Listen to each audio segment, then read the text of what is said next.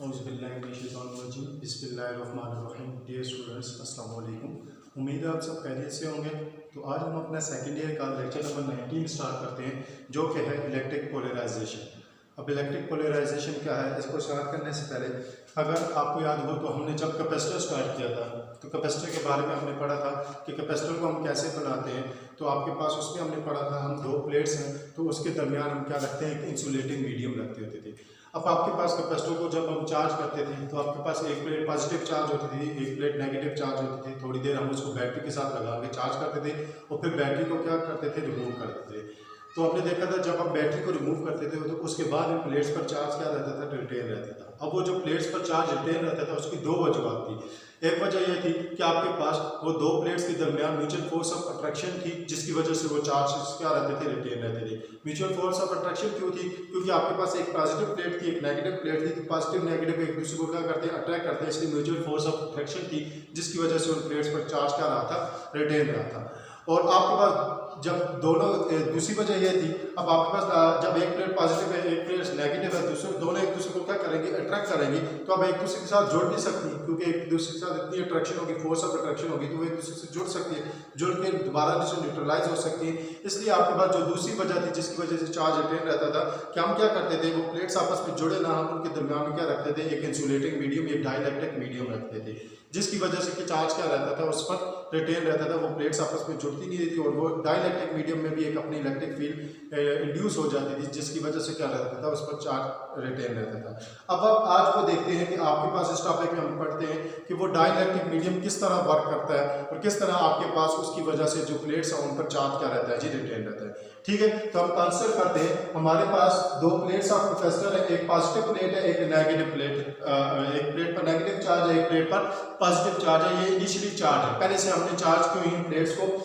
Capacitor की दो plates है, एक पर पॉजिटिव चार्ज है, एक पर नेगेटिव चार्ज है, ये पहले से चार्ज है। ठीक है, अब हम क्या करते हैं, इनके दरमियान इन पर चार्ज रिटेन रहे।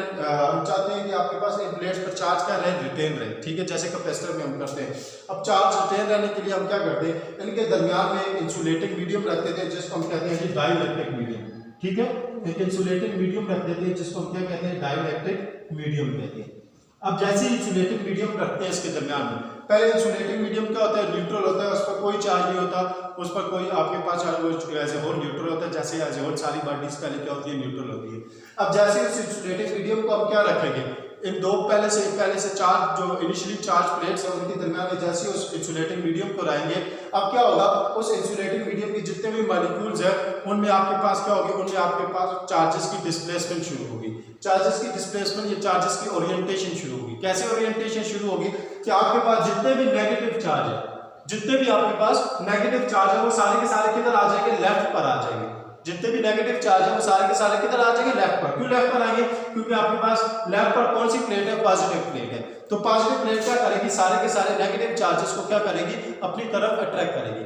हर मॉलिक्यूल के नेगेटिव चार्ज पर वो फोर्स लगाएगी। अब आपको पता है ऑपोजिट चार्ज एक दूसरे को क्या करते हैं, अट्रैक्ट करते हैं। तो इसलिए आपके पास ये पॉजिटिव प्लेट क्या करेगी, अपनी फोर्स ऑफ अट्रैक्शन की वजह से ये जो डाइलेक्ट्रिक मीडियम है इसके मॉलिक्यूल्स की जो नेगेटिव चार्जेस है उनको अपनी तरफ अट्रैक्ट करेगी, जिसकी वजह से क्या होगा, सारे के सारे जो नेगेटिव चार्जेस है वो आपके पास किधर आ जाएंगे, लेफ्ट पर आ जाएंगे। आप देखिए सारे के सारे नेगेटिव चार्जेस की तरह लेफ्ट पर है।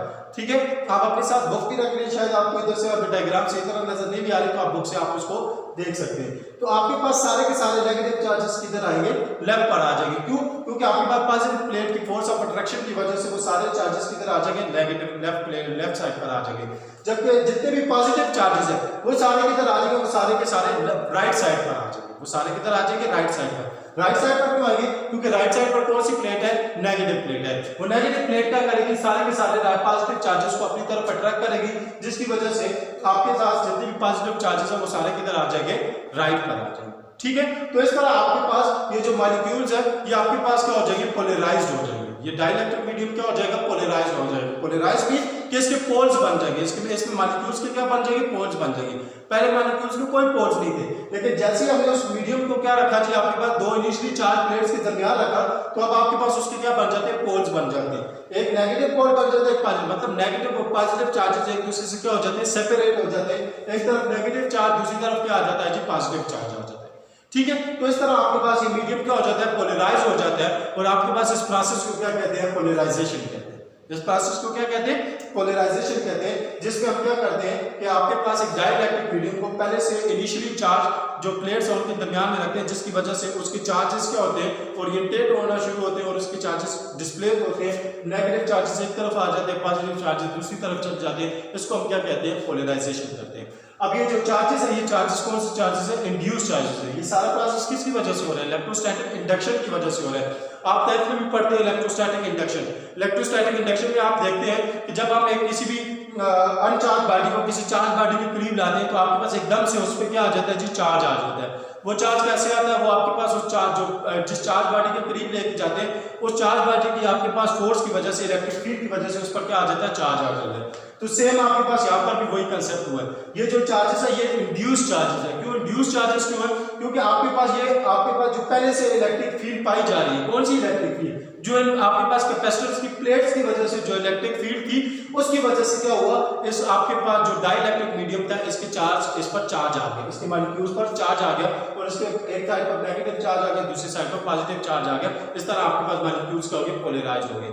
इसलिए हम इन मॉलिक्यूल्स को क्या कहते हैं, इंड्यूस चार्जेस कहते हैं, क्योंकि आपके पास ये जो चार्जेस आते हैं इन पर इनको क्या कहते हैं, इंड्यूस चार्जेस, क्योंकि ड्यू टू इलेक्ट्रोस्टैटिक इंडक्शन की वजह से आते हैं, जिसकी वजह से क्या होता है कि आपके पास इन पर चार्जेस आ जाते हैं।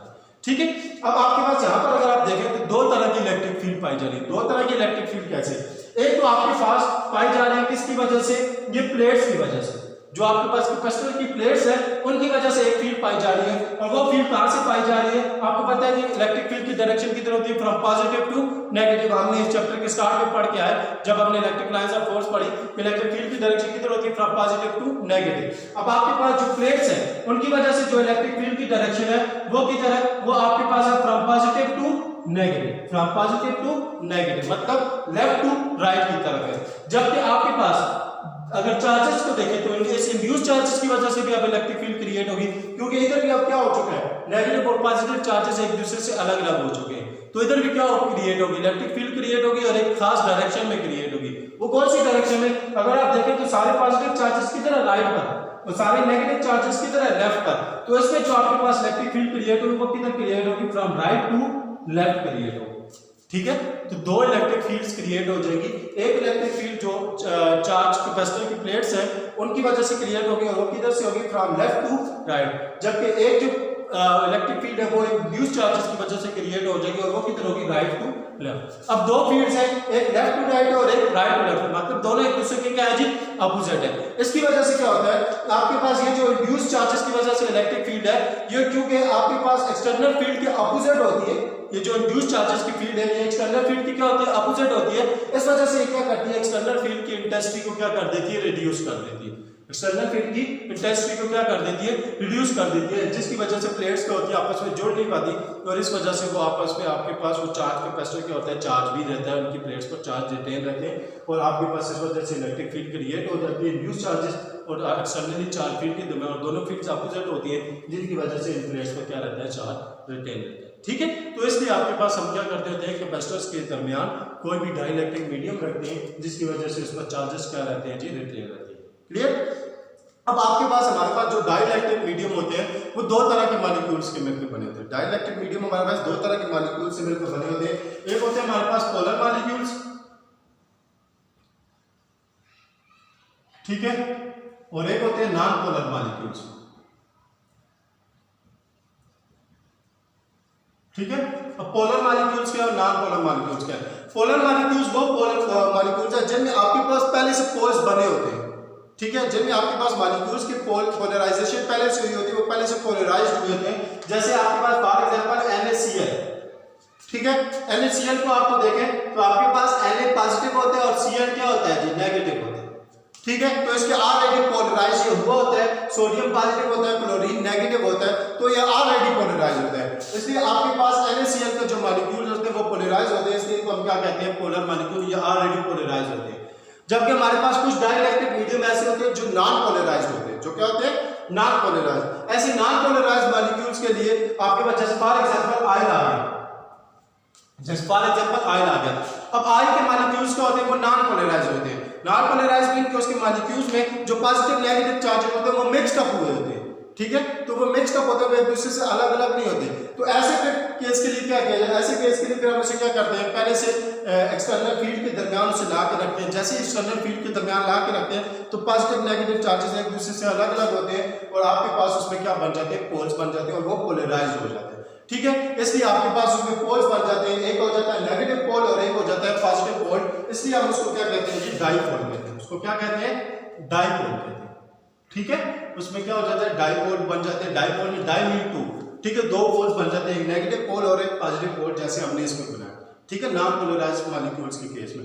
अब डाइपोल क्या होता है, डाइपोल का अगर आप डेफिनेशन देखें तो डाइपोल मॉलिक्यूल्स क्या होते हैं, the system in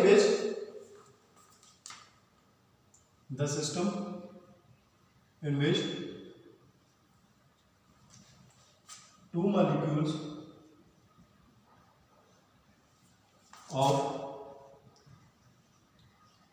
equal magnitude but of opposite sign separated by a distance d is termed as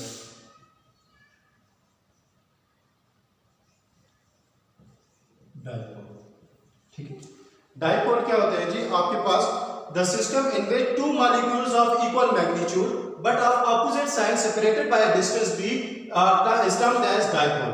ठीक है, आपके पास ऐसा सिस्टम जिसमें आपके पास in which two molecules of equal magnitude, ठीक है, ऐसा system in which two molecules in which two charges of equal magnitude, ठीक है, in which two charges, sorry आपके पास यहाँ पर क्या आएगा, चार्जेस आएगा, in which two charges of equal magnitude, ऐसा सिस्टम जिसमें दो charges equal magnitude but opposite sign, लेकिन उनका साइन का हो, ऑपोजिट हो, वो आपके पास एक दूसरे से डिस्टेंस d से क्या हुए हो, सेपरेट, मतलब उनके दरमियान एक डिस्टेंस d हो, सेपरेशन हो उनके दरमियान, उसको हम क्या कहेंगे, डाइपोल। जैसे आपके पास ये एक मॉलिक्यूल है, ठीक है, एक पॉजिटिव चार्ज एक नेगेटिव चार्ज, तो आपके पास दो चार्जेस हैं जिनका मैग्नीट्यूड क्या बराबर, आपको पता है पॉजिटिव नेगेटिव चार्ज का मैग्नीट्यूड क्या होता है, बराबर, लेकिन आप opposite sign, opposite sign means कि आपके पास दोनों के साइंस क्या है, ऑपोजिट है, और ये दोनों क्या है, एक दूसरे से डिस्टेंस पर पड़े हुए, कौन से डिस्टेंस पर, d डिस्टेंस पर, जिसको हम किससे डिनोट करते हैं, d से।